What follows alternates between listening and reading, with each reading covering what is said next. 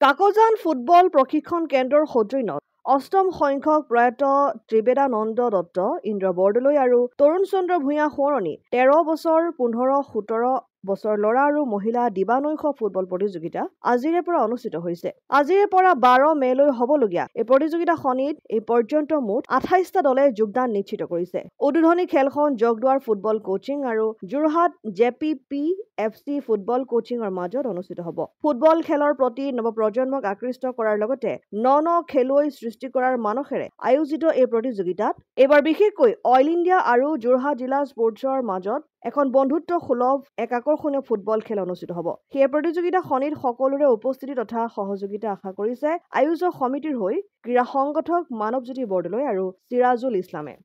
2007 চনত কেইজনমান মহান ব্যক্তিৰ প্ৰচেষ্টাত এই কাকজান ফুটবল প্ৰশিক্ষণ কেন্দ্ৰ গঠন হৈছিলে আৰু সেই গঠন হোৱাৰ পাছৰ পৰাই আটাইতকৈ উল্লেখযোগ্য দিশটো হ'ল কাকজান ফুটবল প্ৰশিক্ষণ কেন্দ্ৰৰ প্ৰশিক্ষাৰ্থীয়ে ইতিমধ্যে 38জনকৈ প্ৰশিক্ষাৰ্থীয়ে এই ফুটবল প্ৰশিক্ষণ কেন্দ্ৰৰ জৰিয়তে চৰকাৰী নিযুক্তি লাভ কৰিবলৈ সক্ষম হৈছে।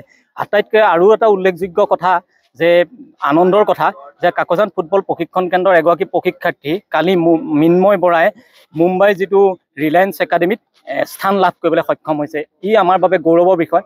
তাৰ উপৰিও আজি কাকজান খেলপথাৰত আজি 8 বছৰ দিন ধৰি প্ৰয়াত ত্ৰিবেদানন্দ দত্ত, ইন্দ্ৰ বৰদলৈ, তৰুণ চন্দ্ৰ ভূঞা সোঁৱৰণী 13 বছৰ অনূৰ্ধ্ব, 15 বছৰ অনূৰ্ধ্ব, 17 বছৰ অনূৰ্ধ্ব আৰু মহিলাৰ ক্ষেত্ৰত বয়সৰ কোনো সীমা নাই, আমি অনুষ্ঠিত কৰি আহিছোঁ। আচলতে আমাৰ কাকজান ফুটবল প্ৰশিক্ষণ কেন্দ্ৰৰ এটাই উদ্দেশ্য, আমি এইটো কাৰণেই আচলতে 13 বছৰ 15 বছৰ অনূৰ্ধ্ব পাতিছোঁ যাতে খেলুৱৈ সৃষ্টি হওক। ইয়াৰ যোগেদি আচলতে খেলুৱৈ সৃষ্টি হওক তাকে আমি আশা কৰিছোঁ। এতিয়ালৈকে আমাৰ এই প্ৰতিযোগিতাত প্ৰায় 28টা টীমে অংশগ্ৰহণ কৰিছে। 4 দিনীয়াকৈ হ'ব আৰু 4 দিনীয়াকৈ অনুষ্ঠিত হোৱাৰ লগতে আমি তৃতীয় দিনা আৰু চতুৰ্থ দিনা দিবানৈশ প্ৰতিযোগিতা অনুষ্ঠিত কৰিছোঁ। তৃতীয় নিশাত আমাৰ এই প্ৰতিযোগিতাত দুলীয়াজানৰ অইল ইণ্ডিয়া আৰু যোৰহাট ডিষ্ট্ৰিক্ট স্পৰ্টছ এছ'চিয়েশ্যনৰ মাজত বন্ধুত্বমূলক এখন প্ৰতিযোগিতা অনুষ্ঠিত হ'ব।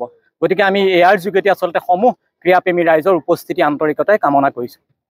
অসম আদিত্য টিয়ক।